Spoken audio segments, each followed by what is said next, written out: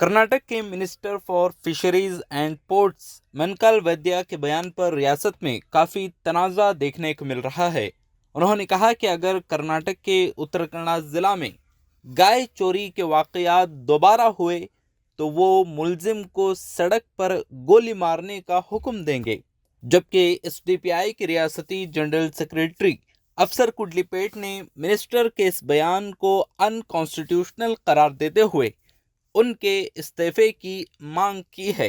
Congress government के minister मांकाल वैद्या जो कारवार में स्टेटमेंट दिए हैं, इसको मैं कंडम करता हूं और कर्नाटक के चीफ मिनिस्टर और स्पीकर यूटी कादर से यह मांग भी करता हूं, इनके एमएलए-शिप और इनकी मिनिस्टरशिप से इमीडिएटली इनको नीचे उतारा जाए। और ये जो स्टेटमेंट दिए हैं, इन्होंने जब एमएलए बने थे या मिनिस्टर बने थे, जब ओथ लिए थे, इसके बरखिलाफ है। बाबा साहेब अंबेडकर के कॉन्स्टिट्यूशन में अगर कोई किसी भी तरीके की चोरी करता है तो कानूनी कार्रवाई होना है, उसको जुडिशियल सिस्टम के अंडर लाना है और जुडिशियल सिस्टम में ट्रायल होकर उसको पनिशमेंट मिलना है। मांकाल वैद्या जो स्टेटमेंट दिए हैं, एक रौडी जो स्टेटमेंट देता है, इस तरीके का स्टेटमेंट है। अगर इस तरीके से शूट आउट करना होता तो मांकाल वैद्या का जो इलेक्शन का एफिडेविट है उसमें यह मेंशन किया गया है भटकल की फॉरेस्ट जमीन को चोरी किए हैं, उसके लिए नोटिस इशू की गई है इनको। क्या आपको भी शूट आउट करके मार देना चाहिए था?